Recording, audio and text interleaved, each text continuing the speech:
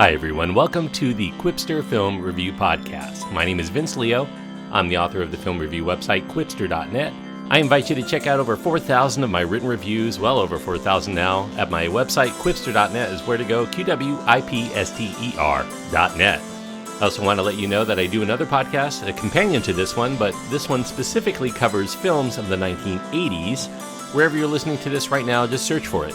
Around the World in 80s Movies is the name. Speaking of 80s movies, there are quite a few people that have compared the film I'm going to be reviewing next with a movie that came out in the 1980s, actually several movies, the style of movies that you find in the 1980s, not based on any specific one. It is called The Kid Who Would Be King. It's a film that is written and directed by Joe Cornish. The cast includes Louis Ashbourne Serkis, Angus Imrie, Rebecca Ferguson, and Patrick Stewart also appear in the film in smaller roles. It's a PG-rated film. It does have fantasy, action, violence, scary images, thematic elements, including some bullying and language. The runtime is about 2 hours. If you've heard the name Joe Cornish, there's probably a few reasons why. I think the most primary one that I know of is because he made a nice, albeit a bit low-key, at least by today's standards, leap from television to movies as the writer-director of the film, the cult sleeper film, really, a surprise back in 2011 called Attack the Block. He also was the screenwriter the same year for Steven Spielberg's The Adventures of Tintin, and since then, there's not been a great deal of output to remark upon in his filmography, except for taking a stab, along with Edgar Wright, the intended director, for several drafts of the script for Marvel's Ant-Man. Didn't come to fruition, although they did get story credits there, despite the fact that they were kicked off that project. In the meantime, Cornish was also briefly attached to direct such films as Star Trek Beyond or Kong Skull Island, to name but a couple, before he decided he really was not ready to take the mantle of a huge blockbuster franchise, preferring to do his own thing. Now, his own thing turns out to be the story that he's wanted to bring to the surface that he has carried with him since he was on the verge of becoming a teenager. Having child protagonists in his film was important to him, having grown up with films in which children were the heroes. Cornish cites films like 1979's The Black Stallion, 1982's E.T. as prime examples of films that he related to because he was relatively the same age as the protagonists in those films, and they meant a lot to him.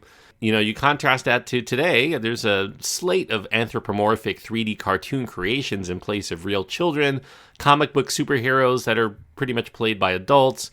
And there are some young adult properties out there, but those also cast adults into the roles playing heroes, usually in their late teenage years. There are no actors among the kids who will be readily recognizable as movie stars in The Kid Who Would Be King. I suppose that makes them easier to relate to as every kids instead of every men. There are adults in this film. Patrick Stewart is here. Coincidentally, he also had a small role in John Boorman's Excalibur, which was also a pivotal film in Cornish's childhood. That was released in 1981, when Cornish was, I think, just on the verge of becoming 13. Rebecca Ferguson also is an adult in this film. And as adults, they're known quantities, but they represent the older ways of the past for a reason in this movie. The kids are the next wave to make their own names for themselves. That really does say a lot about the movie as a whole, at least as far as what the storyline tries to dictate. About that story, it involves a young boy in London. His name is Alex. Alex spends his days bullied at school, primarily because he sticks up to those bullies, named Lance and Kaye, to protect his bullied friend Betters. In the heat of one of those skirmishes, Alex stumbles into a construction site where he finds a sword in one of the construction blocks there. It looks like the one in his book on King Arthur that was left to him by his absent father. He manages to pull that sword out from the concrete block that had been its home and reads some Latin inscription on it that says that it is indeed Excalibur. He ends up knighting Betters with it, and the boys are soon visited by a teenage representation of Merlin. He claims to age backwards. He's lost in time somehow, and he's newly in disguise as one of their schoolmates, named Merton. Not really a good disguise, though. Merlin ends up getting Alex up to speed about his quest to save humanity from enslavement, from the coming of the dormant but very powerful witch named Morgana within 4 days, when a solar eclipse is destined to happen, and that he'll need to raise an army of friends and enemies to become the king of legend. Now, a lesson to be learned from The Kid Who Would Be King is not only the importance of the next generation and becoming the champions of our world of tomorrow, but also one of how tales of old can be handed down from many generations in the past to become something that's new and relevant to people today. The film is an example itself.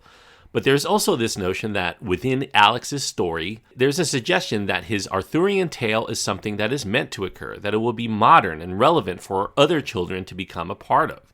Each generation makes the story their own, rather than just clinging to the past etched in stone from a time they don't really fully understand.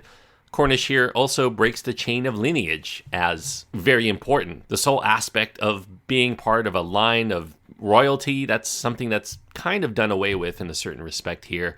Very much preferring ordinary kids to come to greatness of their own merit, rather than being great as a result of their family succession. You think of the Star Wars films and all the Skywalkers, and all of these films are about chosen ones that somehow have links to the past they don't know about. This one has it to a certain extent, but it subverts it. This is more about honor and pride and teamwork and putting aside petty issues for a greater good for the world. Now, the performances in this film are a delight. Serkis, yes, he is the son of Andy, in case you're wondering. He's a good find for the lead role. Definitely a natural when it comes to a film like this. And there's a lot of solid supporting performances to chip in the fun. The scene stealer here, though, of the film is Merlin, particularly in his younger incarnation, played very wonderfully by Angus Imrie. He's acting in the oddest behavior with a lot of arm waving and finger snapping and hand flapping to cast a spell that's inevitably going to drain him of power without rest or maybe buckets of junk food. It's kind of a recurring gag in the film. Sometimes intentionally, sometimes unintentionally, he sneezes his way into becoming an owl and taking flight. Patrick Stewart is a welcome presence and relief to give us the Merlin that we see. That is one we probably generally envision. He's used sparingly in this film, as he should be, to keep the gimmick from growing stale, playing that older Merlin. Rebecca Ferguson here is a presence with the enemy, the nemesis of the film, Morgana. Although the character is mostly a CG creation for most of the runtime, they picked the appropriate spots for Ferguson to appear in the flesh and blood for an alluring extent and a menacing one as well. She does very good here in that role. Now, any complaints that I might have for the film, and there are a few, they're mostly nitpicks though, I will say. For instance, the film is a bit lengthy at 2 hours. There's this very prolonged climax at the end of it. It's really not as interesting as the build-up. It's not bad, it's just not as fun, I would say, leading to the final 30 minutes or so of the film that ends up petering out just when interest should be hitting a kind of crescendo. And seeing the kids gear up for the upcoming battle is more engaging than watching them actually do that battle, particularly because much of what is so enjoyable about The Kid Who Would Be King is about the kids' repartee and the bits of personal discovery that they're able to put to the wayside for girding themselves up for the tumult at hand. While the kids are seen as somewhat skeptical of whether what they're seeing is real, there are also quite a bit of shortcuts narratively involved in getting them to become true believers in these incredible things that they're witnessing without a great deal of shock or awe or fear or utter astonishment throughout on display for more than just an initial beat. I mean, that's kind of not realistic. It's a film that's not really striving for realism, I will admit, but I would have liked to have seen a little bit more there given how character heavy the film ends up being. The kids also end up becoming experts at everything that they want to do. Horse riding especially. They have heavy armor on, yet they're able to ride these horses like experts without any discernible rhyme or reason here. But like I said, these are nitpicks. I think a lot of kids probably won't even think that deeply about it or even care, even if you point it out to them.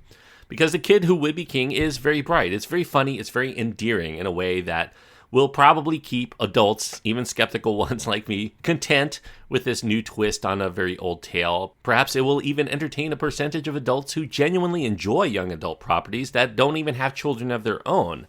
So I don't want to discourage people into thinking this is a film that only appeals to kids. It definitely has much more of a reach than that. The characters and their interplay manage to be much more fun to watch than the effects are and the action.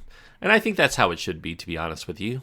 The Kid Who Would Be King may not be the most impactful entertainment that you'll see in 2019, but I do think that it has a sincere and earnest approach to its heroism that gets you on its side very early, and it will entertain you enough throughout to the extent that you might actually find it one of the nice youth-minded surprises for the year. And given what's going on in Great Britain today, or even in the United States, this is a film that targets future generations in its messaging finding unity among different people, points of view, asking them to work together, to have trust and honor for one another, even those people who you may think are your enemies in some form or fashion, and to face all of these obstacles, these problems. This is more than a welcome message than what we're getting today from our own adult leaders. And when adults have all but completely abandoned the children to their own hopeless feelings on the mess that the world is currently in and that there's no fixing it, the only way to survive is to protect yourselves and not worry about others, it's really up to the kids to save themselves from the ills of the past, and that definitely is a message that is put forth here, a very timely message in that way for those people who want to delve a little deeper than just the surface. I really enjoyed The Kid Who Would Be King enough. It's a borderline call for me between a 3 and a 3.5 star movie, and my rule of thumb, as I often mention, on a first-time watch for a borderline film is to give it the lowest of the 2 grades.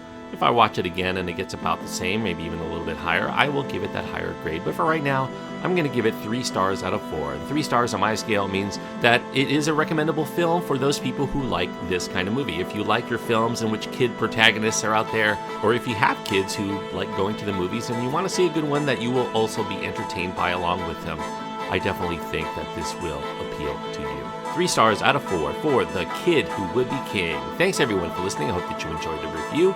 If you did and you haven't done so already, I do encourage you to click the subscribe button and you'll continue to get my reviews as they come out from here on.